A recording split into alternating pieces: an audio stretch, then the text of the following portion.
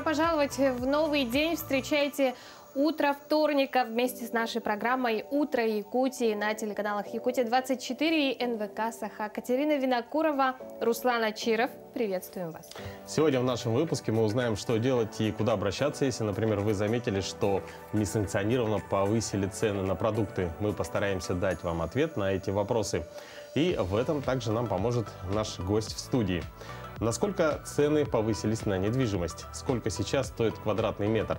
Какие проценты по ипотеке? Об этом подробнее расскажут эксперты. А модельер Зинаида Заболоцкая создает не только новые модные коллекции, но и изучает историю развития одежды Якутии. С ней встретилась наша коллега.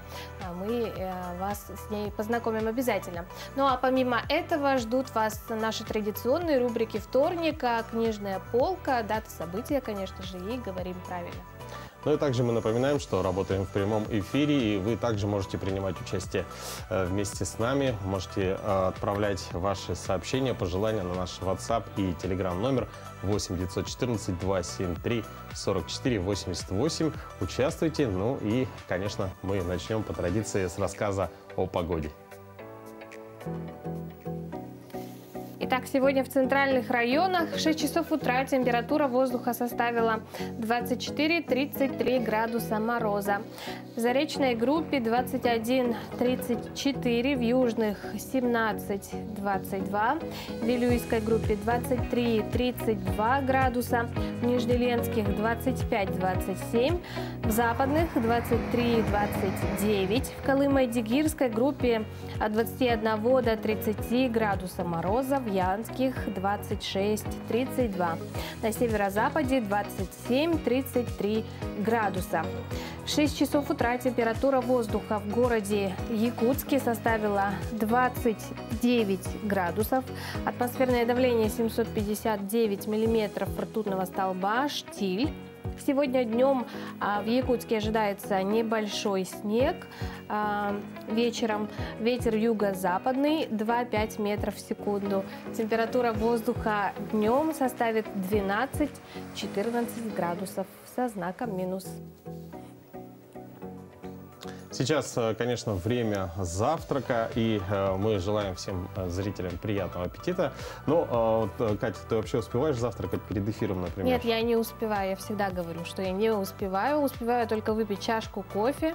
Ну, вообще, очень сложно, да, когда еще солнце не встало, когда на улице еще темно, еще думать о завтраке. Мне главное вот собраться и прийти сюда. Да, действительно, но я думаю, что у каждого из наших телезрителей есть некий такой способ или лайфхак, как быстро проснуться и взбодриться. И мы предлагаем вам ваши советы по быстрому, так сказать, просыпанию. Да, даже ваши секреты, да, как взбодриться, да, утром. Отправляйте на наш WhatsApp, Telegram номер ваши предложения, и, может быть, ваш совет именно поможет другим телезрителям, в том числе нам. Ну а как просыпаются животные во всем мире? Давайте узнаем, посмотрим. Так, ну что, у нас первый наш герой. Это у нас выдра. Вот такая вот очаровательная, кушает печенюшку. Я, кстати, примерно так иногда выгляжу, когда нужно быстро перекусить с утра перед эфиром. Да? Да. Еще такое печенье в виде сердечка. Мне показалось, это морковка. Нет, это морковка? печенька. Печенька, да? Да, вон крошки сыпятся, прям как я, точно. Позирует же, смотрит же, кто-то же ее снимает, да, стоит. Да, еще красивый пейзаж, ты посмотри, прямо горный. Так, далее у нас одно из самых милых, наверное, животных вообще во всем мире. Это панды, смешные, беззаботные. Обязательно вот так нужно руками, ногами, лапами, да? Да. Сами по себе панды с виду медлительны, но на самом деле они очень такие достаточно бывают динамичные. Я думаю, сейчас вот динамику себе в утро приносит панда вот таким вот образом. Хорошо устроилась. Слушай, можешь представлять, что она бороздит морские просторы. Вот какой мишка. Вот отличный способ взбодриться. Мне кажется, да, особенно если холодная ванна воды, просто туда окунуть лицо. Мне кажется, все. Ой, вот это мне очень нравится. Мне вот это подходит. Если бы мое утро начиналось каждый раз где-то на берегу Лазурного берега, знаешь, я была бы самым счастливым человеком, наверное. Но в то же время я слышал, что если домик находится на берегу моря, если ты там прям постоянно живешь, это достаточно сложно. То есть вот этот постоянный монотонный шум, ну ладно, там неделю, 2, 3, может быть, да, месяц. Но... Ну ладно, раз в год. Раз в год, хорошо, согласны. Я тоже согласна. Напомним, дорогие телезрители, делитесь с нами своими секретами, советами о том, как вы просыпаетесь, что помогает вам взбодриться. Да, и мы обязательно зачитаем ваши советы в прямом эфире. И напоминаем, что да, вы можете помочь другим телезрителям своими советами. Ну, а на самом деле еще сегодня хотелось бы отметить, что сегодня Всемирный день выступлений. Выступление он отмечается 15 марта. Одна из главных его задач – показать, как при помощи публичных выступлений можно внести реальные изменения в обществе. Идею отмечать Всемирный день речей впервые озвучил Саймон Гибсон в 2015 году на Афинском демократическом форуме, ежегодном съезде, проходящем на родине демократии. Думаю, сегодня наш всеобщий праздник, потому что каждому из нас в жизни хотя бы раз, наверное, приходилось где-либо выступать. Ну а с другими датами и событиями этого дня знакомимся в нашей ежедневной рубрике.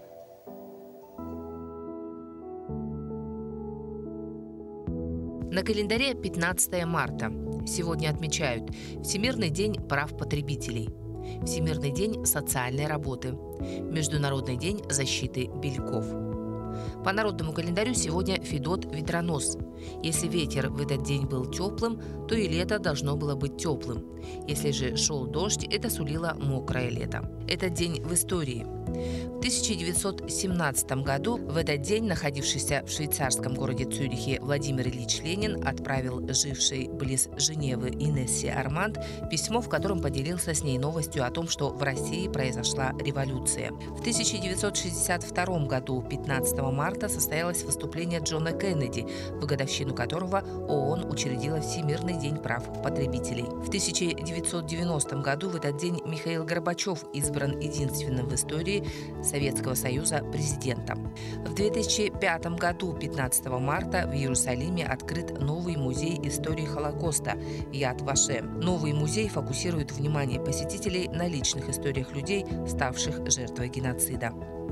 В этот день родились Юрий Бондарев, советский писатель, общественный деятель; Жарес Алферов, советский российский физик, академик, Нобелевский лауреат; Леонид Ингибаров, советский артист цирка, клоун, мим; Валентин Распутин, советский российский писатель, публицист, общественный деятель. Именины сегодня отмечают Арсений, Иосиф, Николай и Федот. Друзья, сегодня Всемирный день защиты прав потребителей. И сегодня с нашим гостем в студии мы будем говорить на эту тему. У нас в гостях глава регионального исполкома Общероссийского народного фронта в Республике Саха-Якутия Валерий Лютый. Доброе утро. Доброе утро, Валерий Алексеевич. Ну, в связи со сложившейся ситуацией, в связи с ростом доллара, расскажите, вот как сегодня мониторят цены? Ну, знаете, я скажу, что не надо обращать на рост доллара. Почему? Это совершенно неправильно. У нас сейчас тяжелая сложилась ситуация экономическая, это не секрет, но все-таки уже товар был завезен не сегодня. И этот товар лежит на складе. И когда мы узнаем, что у нас многострадальная это всегда гречка, подсолнечное масло, поднимаются цены, конечно, это непорядочно и нечестно по отношению к жителям, к нашим гражданам. И я там скажу так, что по гречке и особенно по растительному маслу это наш продукт российского производства. И если поднимаются цены в Европе, это мне понятно, потому что танкера не пускают. Россия самый большой экспортер подсолнечного масла, пшеницы, вообще многих видов продовольствия в мире, в том числе в Европу. И там сейчас поднимаются цены. Нам это понятно.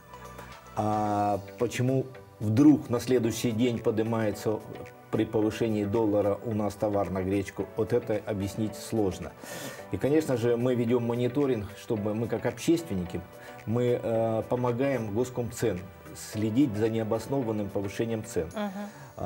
Конечно, мы не можем, это решение должно быть Госкомцен или даже суда обосновать, или прокуратуры обосновать, насколько повышены цены обоснованы. Но все-таки сигнал, тревогу забить мы можем. Ну вот, наверное, как раз есть вопрос от наших телезрителей, от телезрителя, который отправил на WhatsApp номер. Вопрос следующий. Частный предприниматель на старую продукцию поднимает цены. Люди жалуются, это маленький магазин, 24 часа, видимо, находится, да, во дворе, а цены бешеные. Пожалуйста, вот, можете ли сказать, каждый куда день можно... кто-то сталкивается, да, куда с можно пожаловаться, вот именно вот так вот. Куда обращаться? Что именно для таких случаев мы и сейчас, и наши активисты и предпринимают эти меры, эту работу. Они после работы ходят по магазинам, выборочно, конечно, в основном по таким сигналам. Нам поступают звонки на телефон 40 22 89, и мы реагируем, выезжаем с проверкой. Если же мы действительно факт такой есть, мы стараемся привлечь туда и Госкомцен, и представителей прокуратуры, потому что основной перечень продуктов, 10 наименований, они не должны необоснованно повышаться. Это гречка, подсолнечное масло, рис, сахар, соль, молоко, тушенка, и хлеб. Ну, это основные виды продуктов. Все жизненно необходимые продукты. Да. И вот самое важное сейчас сказать, что наш мониторинг показал, что в основном предприниматели все-таки это проявляют гражданскую позицию свою в это время и не повышают цены. И если у них есть небольшие повышения цен, то это совершенно небольшие. Но есть и такие, которые пользуются моментом. Поэтому тем предпринимателям, а это в основном основная масса, от всех людей хочу большое спасибо сказать за понимание сегодняшней ситуации, что они не пользуются, что прибыль, это проявляют гражданскую свою позицию, и можно сказать, это ничего-то, это патриотизм. Вот так проявляется патриотизм. И хочется сказать тем, которые есть соблазн заработать быстрые деньги, все-таки надо понимать, что мы одна семья, одна страна, и сейчас наживаться на этой трудности нашей страны сейчас это нечестно. Да, друзья, мы продолжим наш интересный разговор буквально через некоторое время. Сейчас мы прервемся. Главное, не переключайтесь. Да.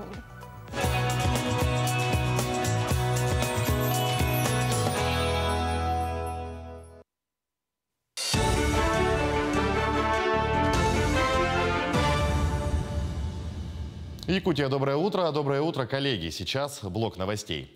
Дополнительно 100 миллионов рублей выделили на авиаперевозки из арктических районов. Таким образом, в этом году обеспечение по госпрограмме развития транспортного комплекса Якутии увеличено на общую сумму 1 миллиард 600 миллионов рублей. Порядка 1 миллиарда 100 миллионов рублей будет направлено на поддержку региональных предприятий воздушного транспорта. Кроме того, субсидии на сумму более 31 миллиона направят на возмещение затрат по уплате платежей по договорам лизинга автобусов, приобретаемых для межмуниципальных маршрутов.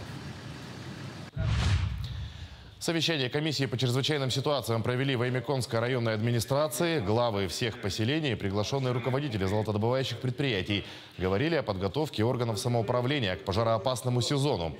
Еще раз вспомнили трудности прошлого лета, напомнили о проведении превентивных мер, обновить минерализованные полосы и подготовить материальные запасы. В наслегах недостаточно технических средств и сил, поэтому заручились поддержкой промышленных предприятий. Кроме того, в Тамторе с этого года формируют отделение авиалесоохраны, что окажет существенную помощь при ЧС.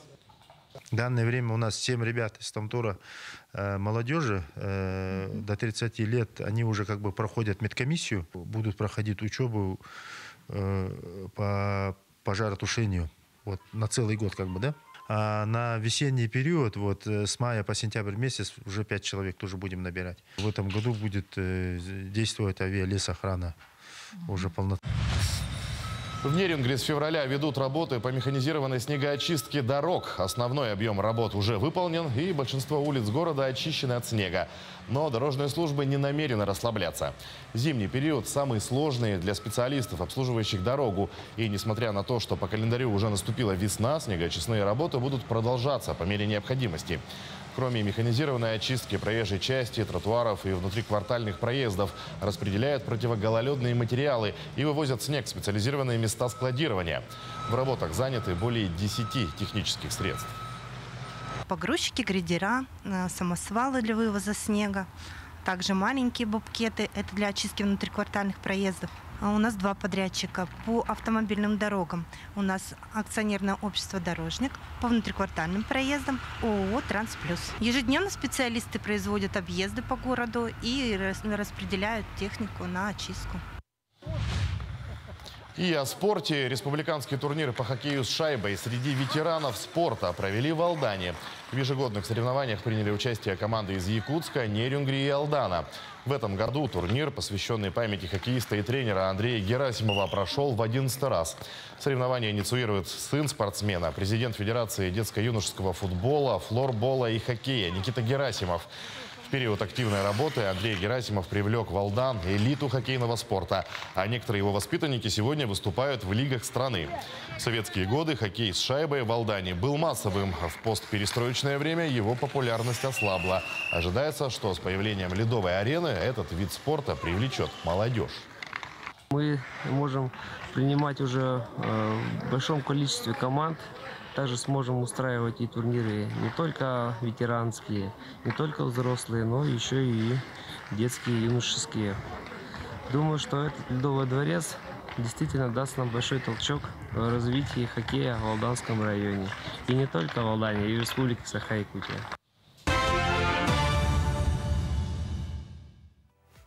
Спасибо коллегам. А мы продолжаем общаться с Валерием Лютым о повышениях цен на продукты в Якутии и России. Валерий Алексеевич, а вот скажите, хватает ли запасов продовольствия, вот особенно в наших отдаленных регионах? Ну, вот мы мониторим отдаленный, пример, как Черск. Естественно, там цены выше. Трудная логистика доставки продовольствия. Но вы знаете, там заводится на определенный длительный период продуктов питания. Бывает, что на полгода. Какие-то продукты заканчиваются, конечно, подвозятся, но в основной перечень продуктов, вот эти 10 наименований, они тоже довольно должны быть стабильны. Еще раз повторяю, это сейчас речь не идет об тех продуктах или товаров, которые закупаются за валюту. Даже те, которые за валюту сейчас, они уже докуплены, но, наверное, они заканчиваться будут и неизбежно будут цены выше. Но основной перечень продуктов российского, подчеркиваю, российского производства, это обязательно должны быть на контроле. Но и повторяю еще раз, мы, общественники, определяем только наличие повышения, факт, а обоснованность определяет прокуратура и суд. Обоснованность повышения цены. Вот как-то так. Валерий Алексеевич, спасибо вам большое за очень интересную информацию. Друзья. Я хотел добавить, извините, очень важно. Пожалуйста. Сегодня день потребителя. Да. И каждый из нас является потребителем. И вот я призываю всех граждан, если есть факт, вы пришли в магазин, и есть факт, на ваш взгляд, очень резко повысилась цена, вы можете фиксировать видео-фотофиксацию. Если вам скажут, что этого нельзя делать, это неправда. По законодательству вы на свой телефон можете зафиксировать, вы потребитель. И можете потребовать и сертификат, и все документы проверить. И если такой факт вы обнаруживаете, просьба вот по названному телефону 402289 или на сайт Госкомцен вот эти факты нам давать сигнал об таких фактах. Спасибо еще раз, Валерий Алексеевич, за такую важную тему этим утром. С праздником вас! Спасибо. Вас тоже. Спасибо. Но мы продолжаем. В Бурятии прошел международный фестиваль скорости «Байкальская миля-2022» на озере Байкал. За победу боролись около 100 участников. Подробности смотрим далее. Первый в своем роде фестиваль скорости «Байкальская миля» проводится с 2019 года. Основная идея мероприятия – это установление рекордов скорости на различных видах техники по ледяному покрытию самого глубокого озера на планете. Здесь у нас сегодня 94 пилота, которые ездят на 74, по-моему, транспортных средствах. Мы подготовили для них трассы, постарались выровнять их максимально ровными для того, чтобы на отметке 1642 метра, что и равняется Байкальской миле, они развили максимальную скорость. У нас масса рекордов, в том числе мировых. У нас замечательное настроение, потому что Байкал приветствует нас с отличной погодой. И близится к завершению второй день фестиваля. Основная дисциплина фестиваля – прохождение дистанции на скорость. Заезды осуществляются на 3 специально оборудованных ледяных трассах длиной 1,1/8 Байкальской мили, то есть 1642 метра, что равно максимальной глубине озера Байкал. Здесь каждая команда получает возможность зафиксировать высшую отметку на спидометрах своей гоночной техники. Побили рекорд прошлых лет на 20 км в час. Все благодаря нашему пилоту и главному инженеру, который этот мотоцикл пересобрал практически целиком. Оригинального тут уже ничего не осталось, кроме двигателя. Вот так. Двигатель и рама.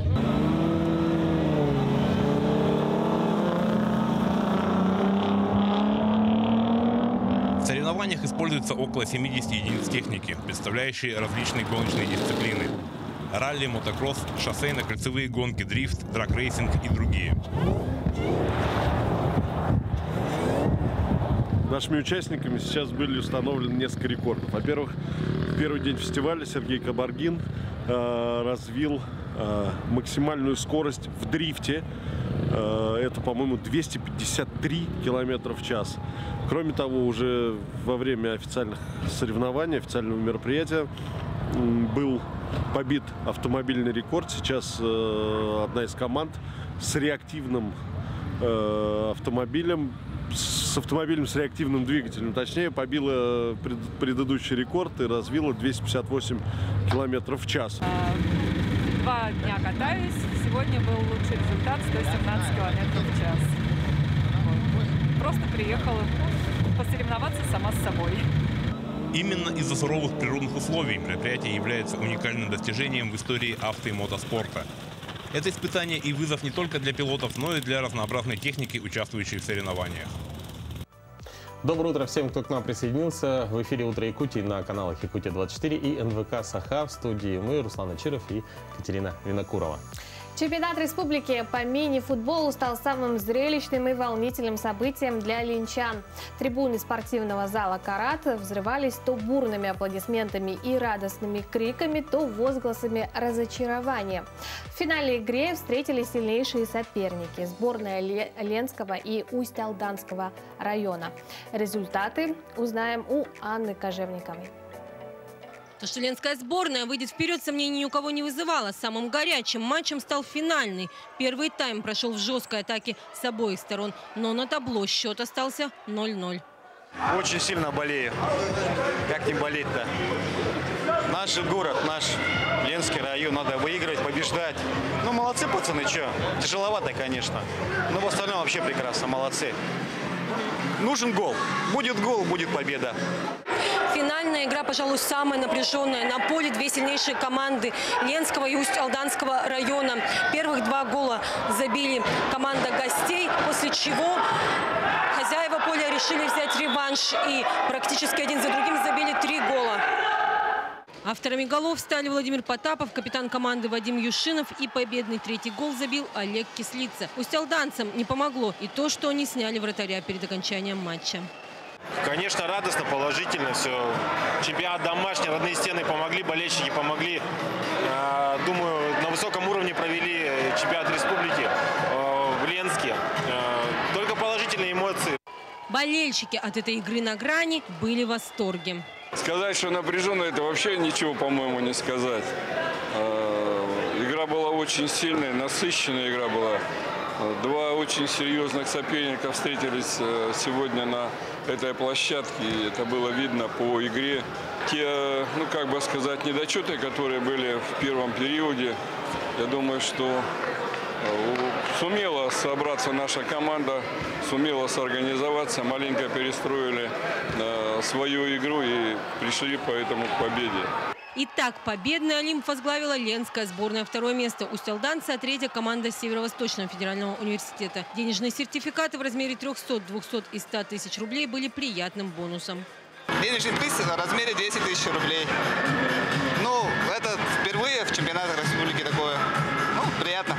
Помимо этого, кубки и денежные сертификаты в размере 20 тысяч рублей получили лучшие футболисты. Лучшим игроком признан Вадим Юшинов, капитан Ленской сборной. Лучшим нападающим Вячеслав Ярославцев из Миринского района. Лучшим защитником Юлустан Пестеряков, Усть-Алданская сборная. Лучшим вратарем назван Василий Лыткин из Усть-Алдана. А лучшим бомбардировщиком ленчанин Владимир Потапов, который забил 14 голов в этом чемпионате.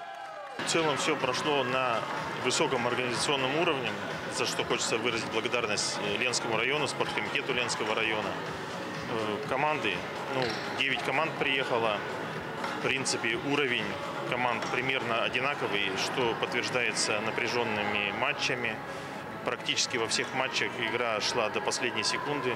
Также было разыграно 6 путевок на Игры народов республики, которые пройдут в Барагонцах в июле. Туда поедут сборные Ленского, Усть-Алданского, Мирнинского, Мегино-Кангаласского районов, города Якутска и Северо-Восточного федерального университета. Ну а мы пожелаем всем удачи. А болеть, конечно, будем за Ленскую сборную. Анна Кожевникова, Виталий Андреев, Ленск.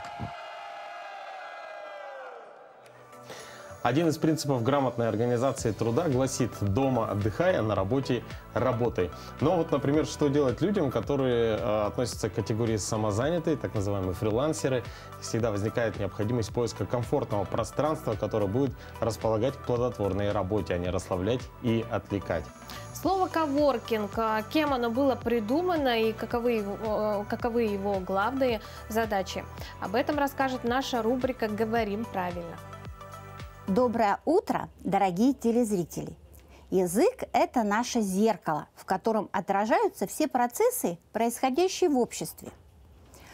Когда-то в Советском Союзе был целый список профессий. И нередко человек, выбирая одну профессию еще в молодости, придерживался одной профессиональной деятельности, сферы деятельности в течение всей жизни.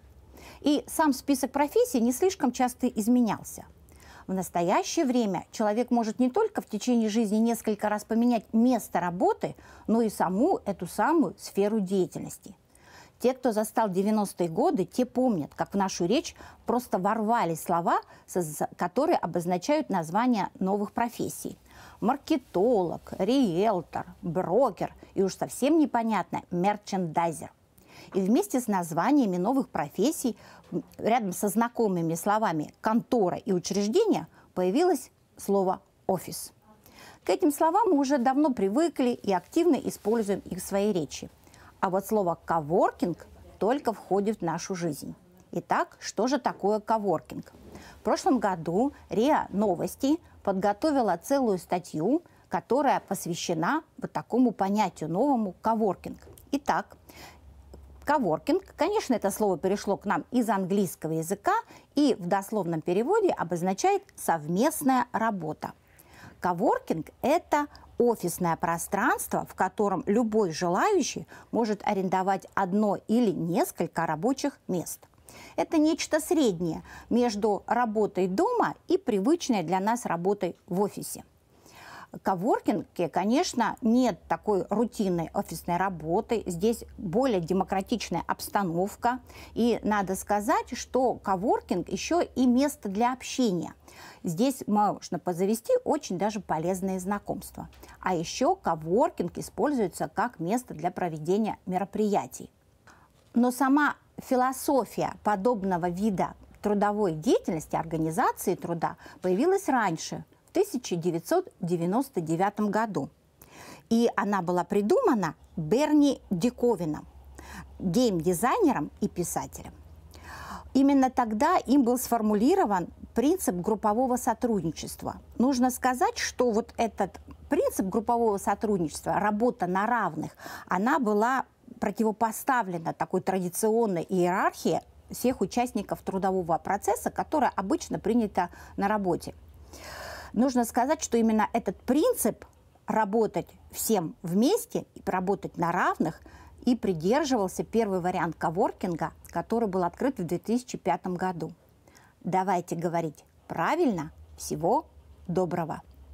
Доброе утро. Наверное, нет в мире ни одного такого ребенка, который бы не любил читать сказки, которому бы читали сказки. Вообще, я считаю, каждому ребенку нужно обязательно читать сказки. И они ведь нас очень многому учат и также формируют у нас какие-то человеческие ценности. Ну а в нашей постоянной рубрике «Книжная полка» дети делятся своими любимыми сказками и книжками. Добрый день, меня зовут Николаева Арина, мне 9 лет, я учусь в городской классической гимназии в 3 классе.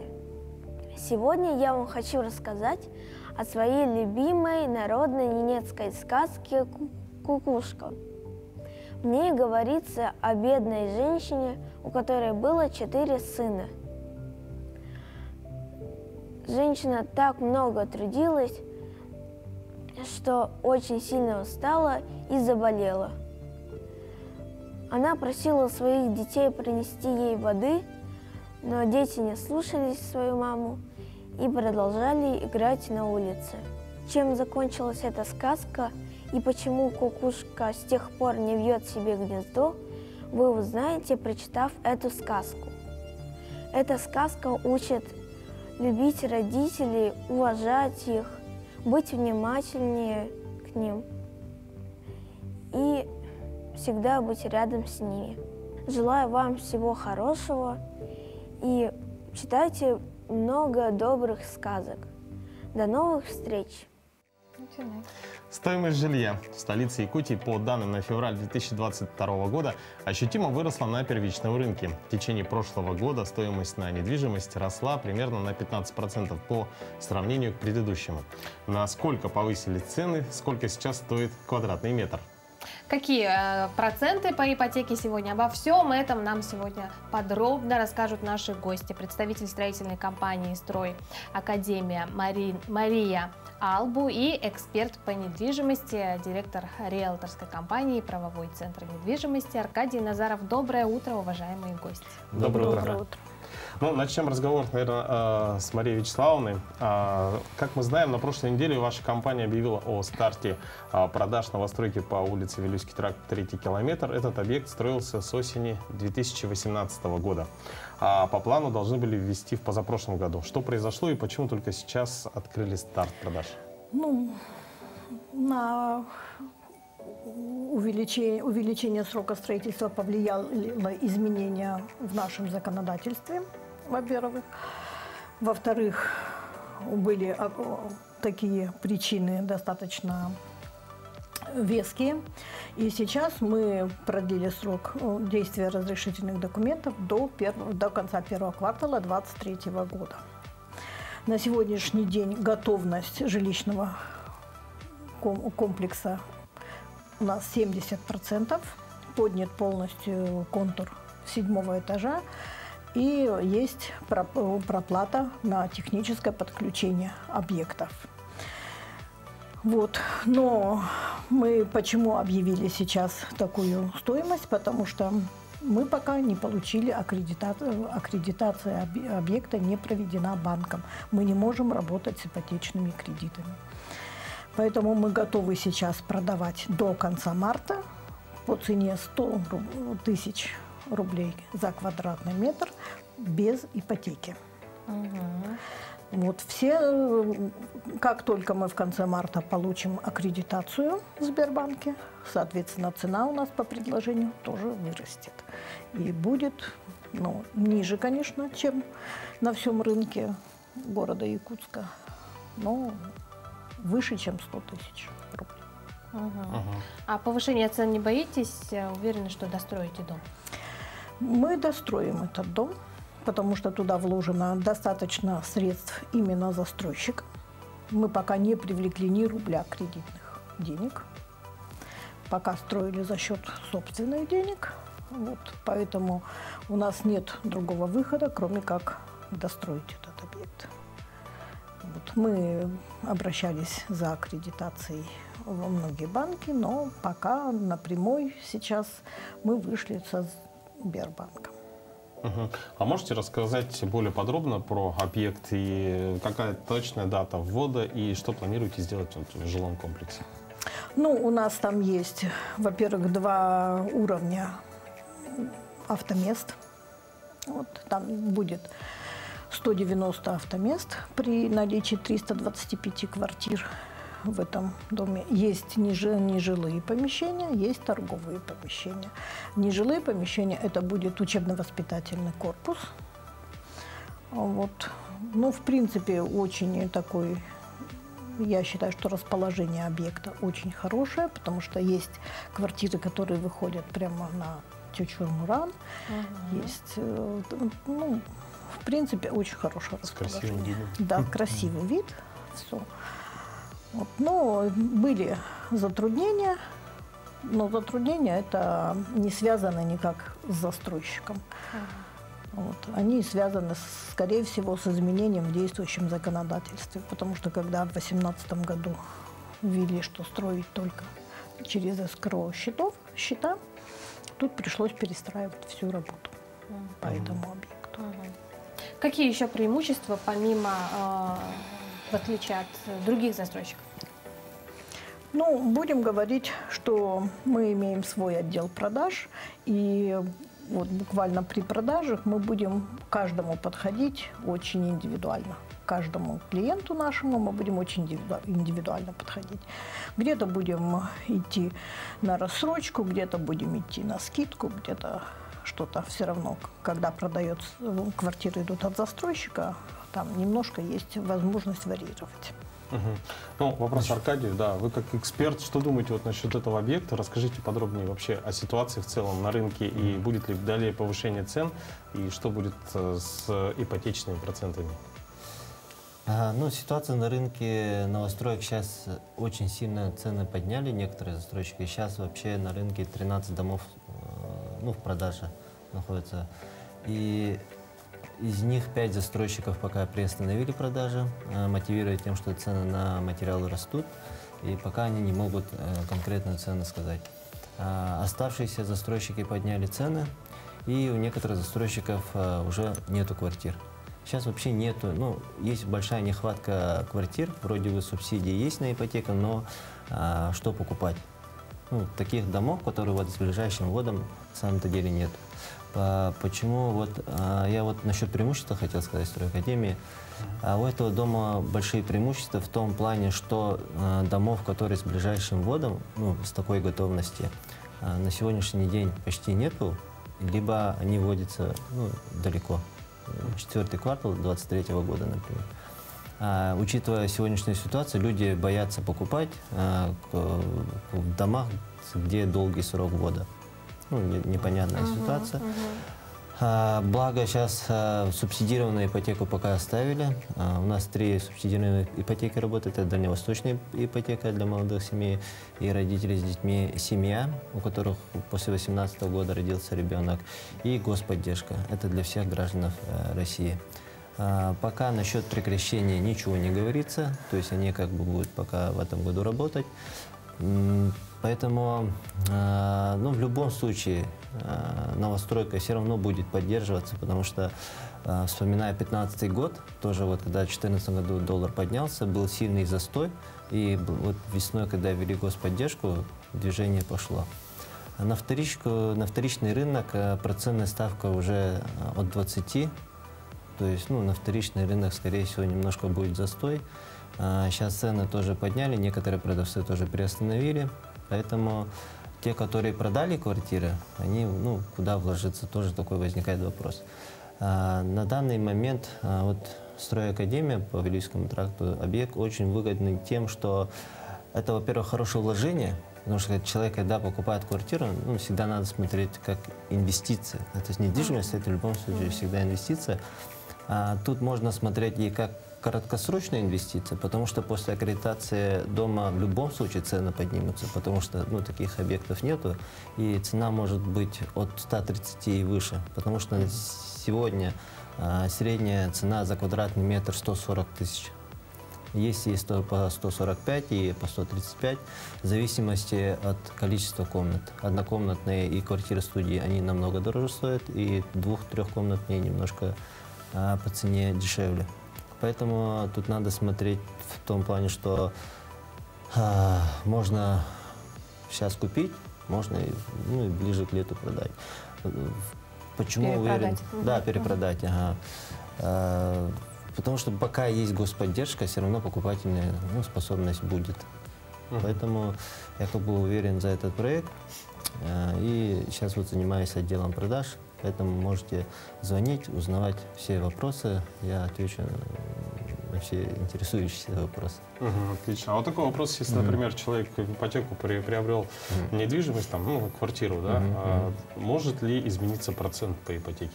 Нет, по уже подписанным кредитным этим процентная ставка не меняется. Сейчас дальневосточная ипотека 0,1 пока держится, поэтому даже есть такие моменты, если вы получили уже одобрение до какого-то срока, она уже не меняется. То есть, когда вот это началось, банки сократили просто сроки. Раньше давали после одобрения 3 месяца на поиск объекта, а потом они сократили. Например, ВТБ банк до 5 марта вот, надо найти объект. Вроде бы срок был до апреля, а в Сбербанке сейчас у кого уже одобренная ипотека, до 27 марта действует одобренная ипотека. Они не могут предугадать, что будет на несколько месяцев, поэтому они месяц дают на поиск объекта. В принципе, этого достаточно. Спасибо вам, спасибо большое за интересную беседу. Надеюсь, что на рынке недвижимости все более-менее устаканится, все будет нормально. Ну а мы продолжаем, и далее у нас на очереди новости.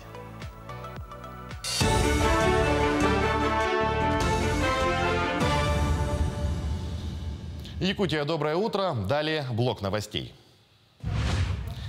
Стационары для пациентов с коронавирусом, открытые при поликлиниках республики, будут закрыты. Об этом сообщила замруководителя регионального оперштаба Ольга Балабкина. Свернуты практически все стационары, кроме коек экстренной помощи и стационаров специализированной Якутской республиканской клинической больницы. Сейчас мы возвращаемся к формату работы, когда основную нагрузку берет ЯРКБ, сказала она в ходе брифинга. Таким образом, поликлиники возвращаются к оказанию плановой помощи гражданам. Кроме того, в марте в районах Якутии будут работать врачи республиканских больниц. Связано это также со стабильной эпидситуацией по коронавирусу.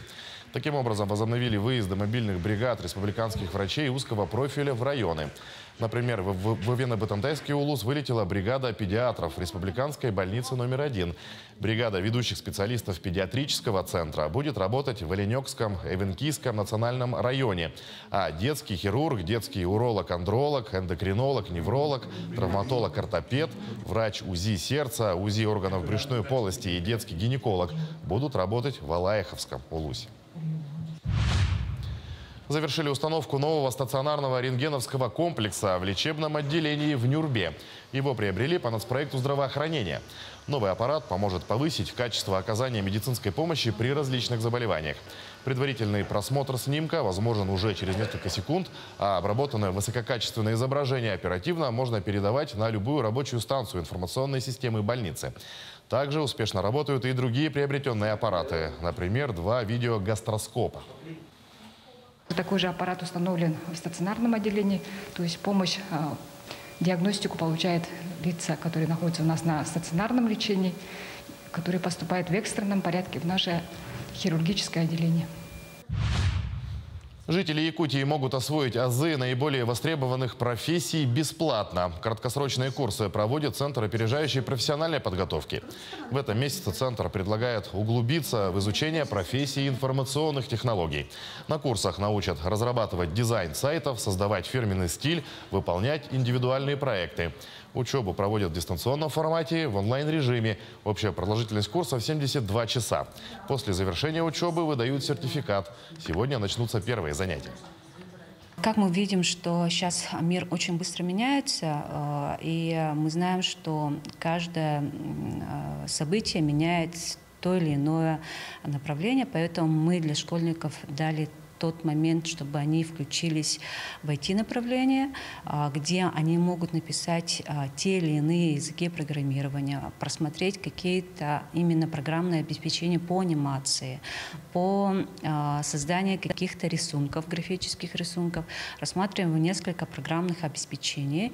И также здесь мы каждый, можно сказать, учащийся может найти свою нишу. Компания «Алроса» присвоила имя героя соцтруда Романа Иннокентьевича Константинова алмазу массой 84,5 каратов, добытого 6 ноября прошлого года на месторождении в Мирнинском районе. Роман Константинов – коневод-табунщик колхоза имени Фрунзе Чурапчинского района. Родился в Амгинском наследии в 1896 году. Занимался крестьянским хозяйством, затем 5 лет был табунщиком колхоза имени Константинова. Более 20 лет заведовал коневодческой фермой колхоза имени Фрунзе, затем колхоза имени Ленина в Чурапчинском районе. Звание Героя соцтруда Роману Константинову присвоили в 1948 году. Минвостокразвития России подвело итоги конкурса лучших практик развития и цифровизации городской среды, благоустройства общественных и дворовых пространств в арктической зоне. Проекты республики признаны одними из лучших. Одними из победителей названы сквер в Верхоянске, Колымское подворье в Среднеколымске. Приложение «Такси Авиа» признано одной из лучших практик цифровизации в сфере транспорта, говорится в сообщении. Отмечается, что на конкурс было подано 37 заявок с реализованными проектами от 6 субъектов арктической зоны. К этой минуте это вся информация. Удачного дня! Спасибо, Сергей. Вы смотрите «Утро Якутии». Мы продолжаем. Фестиваль моды и таланта вновь собрал ценителей красоты. В Нерюнгри стартовал конкурс «Саха Якутия Бьюти 2022». Программу дополнили показы ведущих дизайнеров, выступления шоуменов и концертные номера.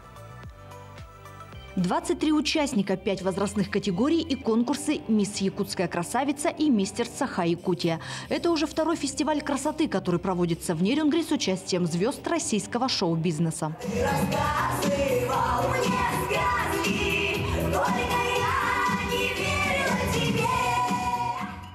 Первый день проведения конкурса на сцене Центра культуры и духовности участники боролись за звание победителей в разных номинациях – Little, Mini, Teen, Young, Miss, Mrs. и Мистер. Очень радует, что люди больше узнают о нашем конкурсе, о нашем фестивале. Конечно, в связи с пандемией мы это все делали в ускоренном темпе. Многие не знали о том, что проходит конкурс и будет проходить. Но вот как получилось. Ну, получилось очень достойно, очень красиво. Я как организатор, режиссер-постановщик довольна. На 5 с плюсом. Программу второго дня украсили выступления детского театра моды города Нерюнгри, дэнс-шоу группы «Экзотика» и гостей, которые приехали поддержать наших участниц. В угольной столице Саха-Якутии есть много красивых людей с прекрасным вкусом, которые демонстрируют сегодня и вчера демонстрируют национальный орнамент, национальный колорит, национальный костюм, талант и культуру, которую мы обожаем. Вся Якутия очень теплая. Говорят, что она холодная, на самом деле она очень-очень теплая, потому что люди отличаются от тех людей, которые сейчас озлобленные, уставшие, бессильные, а здесь какая-то другая жизнь, другая природа. И все это становится независимо от того, какая температура на улице, очень теплой. Группы «Технологии и комбинация» выступили с известными хитами «Бухгалтер», «Два кусочка колбаски», «Американ Бой», «Странные танцы». Организаторы конкурса обещают, что в будущем фестивали красоты будут продолжены и будут собирать все больше участников и гостей. Ирина Жданова, Сергей Козюра, Нерюнгри. Слушай, ну на каком же уровне, да, проходит мероприятие конкурса красоты в нашей республике? Какие гости приглашены и известны? Да, очень-очень здорово, что такие мероприятия проводятся. Ну а любой конкурс красоты не обходится, конечно же, без них, без модельеров. Ну а что было модно носить 2 века назад в Якутии? Где модницы того времени покупали свои наряды и откуда родом традиционное якутское пальто «Онолох-сон» на самом деле? Дизайнер одежды Зинаида Заблоцкая изучает историю развития якутской одежды по старинным фотографиям. Свой проект она посвятила исторической дате столетия образования Якутской ССР. Зинаида Заблоцкая создает не только новые модные коллекции, но и изучает историю развития одежды Якутии. Это увлечение у нее появилось в пандемию, когда модные показы были перенесены до лучших времен, а творческие задумки встали на паузу. В 18-19 веке культурным центром Якутии были Якутск город, Алекме и Вилюйск. И вот в этих музеях этих городов есть очень хорошие фотографии. Там женщина одета там в шляпах, в этих европейских платьях, ну, по моде того времени. И вот эти фотографии вдохновили меня. Дизайнер настолько вдохновилась этой темой, что стала искать фотографии не только в музеях, но и у знакомых и в интернете. Так зародился новый проект. Оказалось, что до этого особо этой темой никто не интересовался. Поиск информации, его анализ и систематизация – самое сложное в работе. Но именно это помогает понять процессы, отражавшиеся в моде того времени. Вот в XVIII веке, конечно, законодателями были французы. Париж. И вот вся мода шла отсюда. Либо состоятельные люди заказывали, проживающие там в центральных городах. Потом, видимо, из Москвы уже состоятельные люди Якутска приобретали одежду в Москве. Ну, видимо, завозились, там же все-таки какая-то торговля была, оптовая торговля и так далее. В магазинах, видимо, продавались. И вот таким образом распространялась мода. Изучая фотографии прошлого, узнаешь и открываешь много интересного, говорит модельер. К примеру, оказывается, в прошлые века на свадьбах состоятельных людей в Якутии было принято надевать специально шитые для такого случая наряды, одинаковые для женщин и единые для мужчин. А происхождение фасона традиционного якутского пальто берет начало, как ни странно, из французской моды. Вот эта мода европейская, да, которая указом Петра проникла в Россию, вот он тоже оказал, через какое-то время оказал влияние и на традиционную одежду якутов. Вот это пальто известно на Лохсен, да, которым и мужчины носят такие, женские они отличаются. Но вот основой вот этого изделия лежит крой европейской одежды XVIII века, но адаптированные для местных условий. Эволюция одежды, мода неразрывно связаны с историей, теми событиями, которые происходят в стране и в мире, и тем интереснее изучать ее через призму повседневной одежды и быта людей. Развитие идет своим ходом историческим, потому что на одежду влияет всегда время. Сейчас-то принято считать, что там придумывают дизайнеры, модельеры, но на самом деле основное изменение, влияние оказывает время, потому что тут условия жизни, образ жизни меняется со временем, да, меняется, и, соответственно, меняется одежда. Проектом Зинаиды Завладской живо интересуются не только ее коллеги-дизайнеры, но и ее подписчики в социальных сетях, куда она выкладывает работы. Сейчас она изучает период середины 20 века и просит своих подписчиков отправлять фотографии своих родных, близких в одежде того времени. В будущем дизайнер одежды планирует издать свою работу в виде книги, а к столетнему юбилею ЯССР еще и приурочить показ новой коллекции одежды. Туяра Филиппова, Владимир Павлов, Якутск. Ну а мы хотим напомнить, что в начале нашего эфира мы объявили интерактив. Хотели бы, чтобы вы поделились своими секретами, советами о том, как взбодриться с утра и как вообще проснуться. Да, вот у нас на наш номер пришли несколько советов, хотелось бы некоторые зачитать. Ну, вот первый совет, наш зритель, он, чтобы быстрее проснуться, ставит будильник подальше от кровати. То есть, в принципе, резонно, да? Да, нужно найти в себе силы встать, добраться, поднять руку, выключить и дальше лечь спать, да? Ну, а еще одно сообщение у нас из разряда, наверное, шуточных, ну, все может быть, конечно. Чтобы побыстрее проснуться, я выпиваю перед сном побольше воды. Чтобы что? Вспоминается, кстати... Чтобы проснуться в отеках, да? Да. Сразу вспоминается городок, передача такая была. Там у них была такая большая банка, и на ней было написано время 5, 6, 7, 8 утра. Ну, тоже способ. Дорогие телезрители, всегда, в любое время делитесь с нами какой-то информацией. Всегда можете подарить и нам позитив, и себе поднять настроение. Наши номера WhatsApp и Telegram вы видите на своих экранах. Ну что, и, конечно, мы напоминаем, что вы можете принимать также участие в наших выпусках. Ну, а сейчас хотелось бы вновь напомнить о погоде за окном.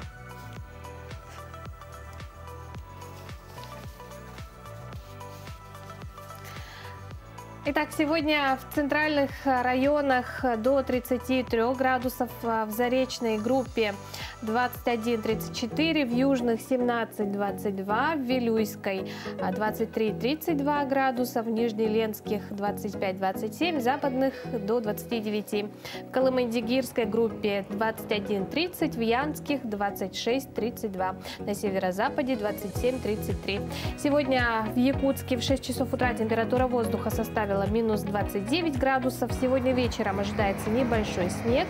Ветер юго-западный 2,5 метров в секунду. Днем нас ожидает 12-14 градусов мороза.